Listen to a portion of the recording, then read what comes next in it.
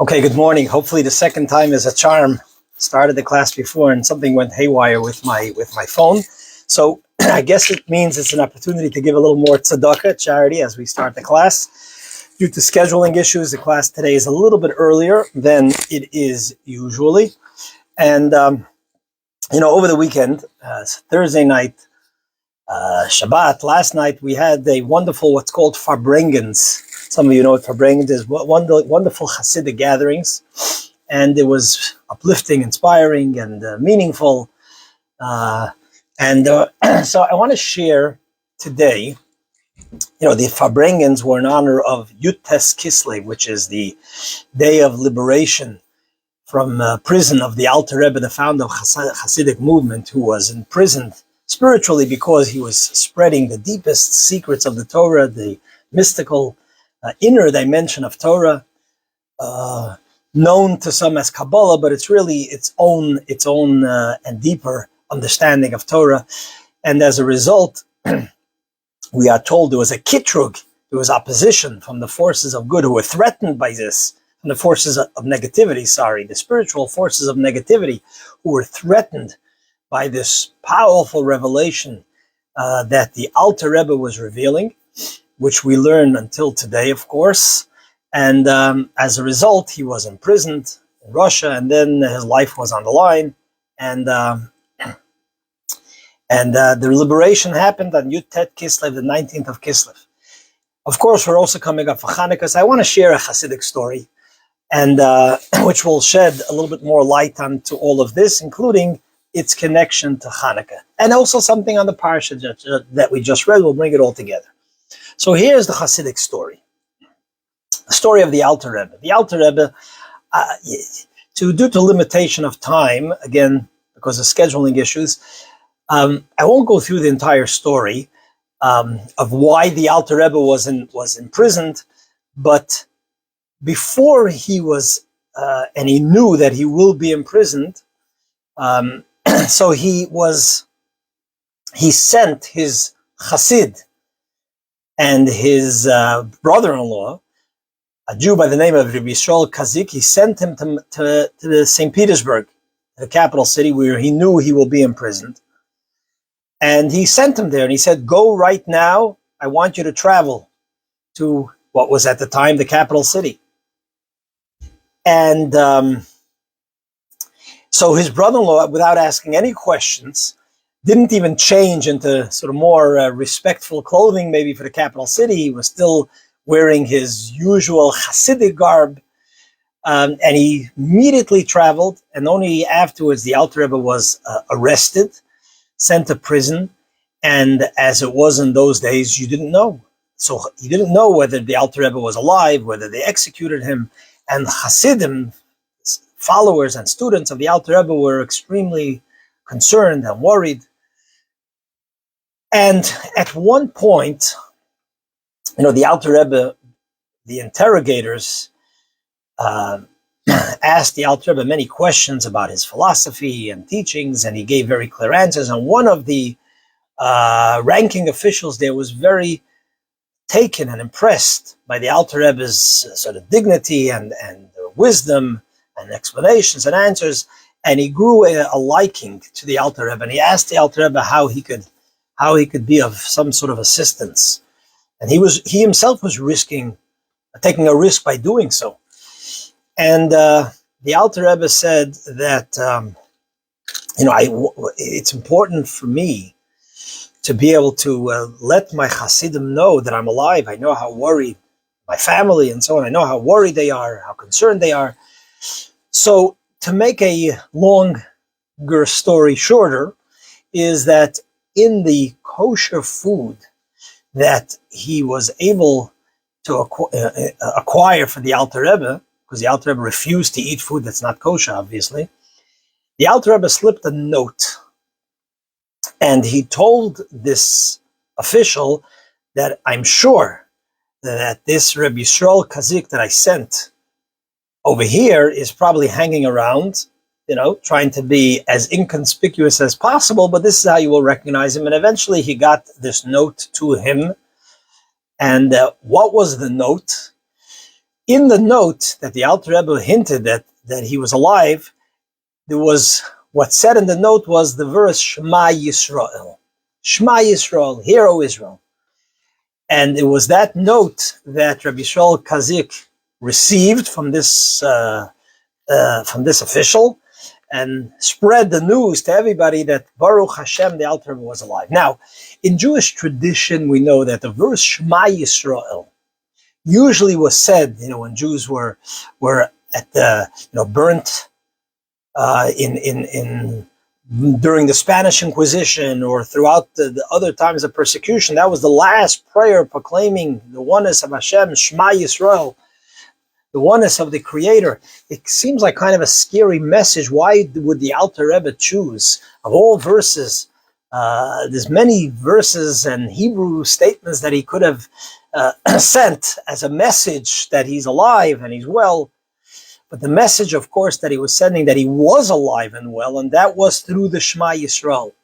Shema Yisrael was the Alter Rebbe saying that although I'm in a place of darkness, my life's goals and what I'm willing to do anything for was to bring about, even in this darkness of the exile and the darkness of the prison that I'm in, Shema Yisrael, that is what I'm dedicated to bring the understanding and the presence and the truth of the world, that it is all constantly being animated and controlled by God, by HaKadosh Baruch Hu, by God Almighty. That's what he was stating with Shema Yisrael. That was his message that he is dedicated to continue, and he encourages his followers to continue. It was Shema Yisrael. In fact, there's a Chassidic acronym that's explained that Shema, the word Shema, which means listen or hearken in a little bit more, a biblical English translation, but the word Shema is an acronym, Se'u maromo ne'einechem, lift up your eyes heavenward. Which means that even though you might be in a place which is lowly on a spiritual scale, always lift up your eyes heavenward.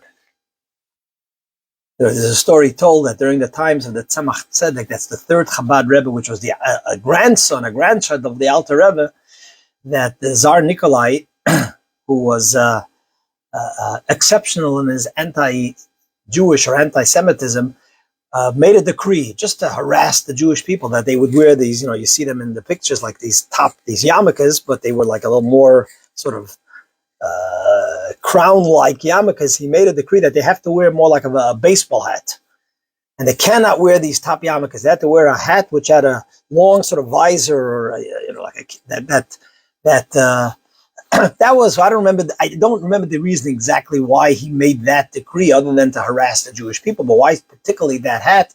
But Chassidim interpreted that since everything has a spiritual, godly reason, he says the reason why he picked that they have to wear this kind of hat is because with this blockage, you cannot raise your eyes heavenward, because you have this protrusion sort of out of the hat, and that blocks you from seeing heavenwise. And that's what our job always is, that even though we're here below in a world that perhaps obscures the Creator, but you have to always have your heart and mind, to use the Lashon of the Code of Jewish Love, the Gemara, you have to direct your heart and mind heavenward. So this blockage of the hat stopped you. So what did Chassidim do? I always wondered, you're growing up in Brooklyn especially, I always wondered why I saw that people had this urge to turn the hats, their caps backwards. So now I understand. Chassidim, who were wise and smart, what did they do? So they went ahead and they turned the cap and they would wear it backwards. This way, they were not blocked from looking heavenwards.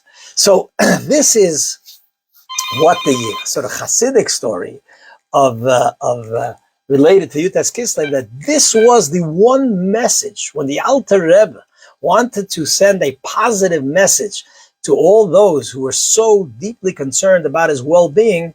This is why he chose this verse specifically, in addition to the meaning of Shema Yisrael, in the most basic sense, that is the most sacred verse, declaring God's unity and oneness. is to tell them that this is our job. So no matter how dark it seems outside, so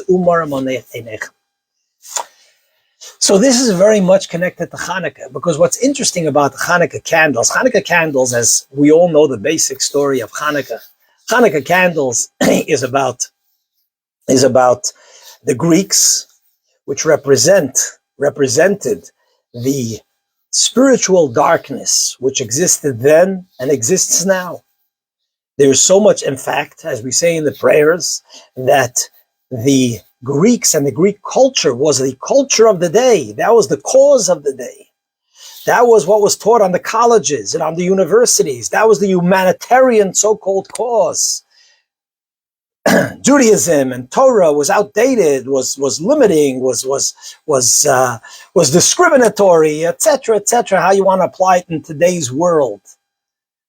You know, it's interesting that, and I say this every year, Chanukah, that some of the ways we choose to celebrate Chanukah today is exactly what Chanukah is here to teach us what, to fight. The Maccabees were here to fight the majority, as we say, and the strong. Strong doesn't only mean physically strong, but the strong opinion of the day, the opinion that canceled out those who stood for what's right and for what's good and godly and holy and the purpose of creation.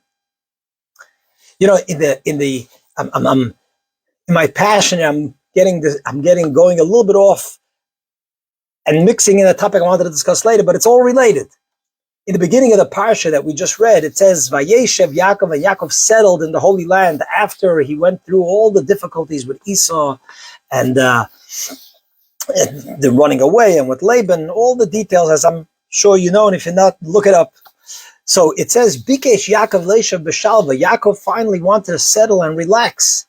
And all of a sudden, the worry of the sale of Joseph and everything that came about it, the consequences of that he had to go down to Egypt, and then the exile of Egypt, was all as a result. God said, you want to sit in peace? Here, this is what I'm going to bring to you. It's not enough that you as a righteous person have a reward in the world to come. You want to have peace in this world?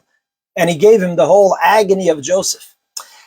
So the Rebbe gives a very beautiful insight over here, that there's actually, on a deeper level, God said to to Jacob, you want to have true inner peace. True inner peace. We all want to have peace. We all want to have relaxation. We're going on vacation. I want to go on a vacation, right? You come back from a vacation, sometimes you're more tired than the vacation.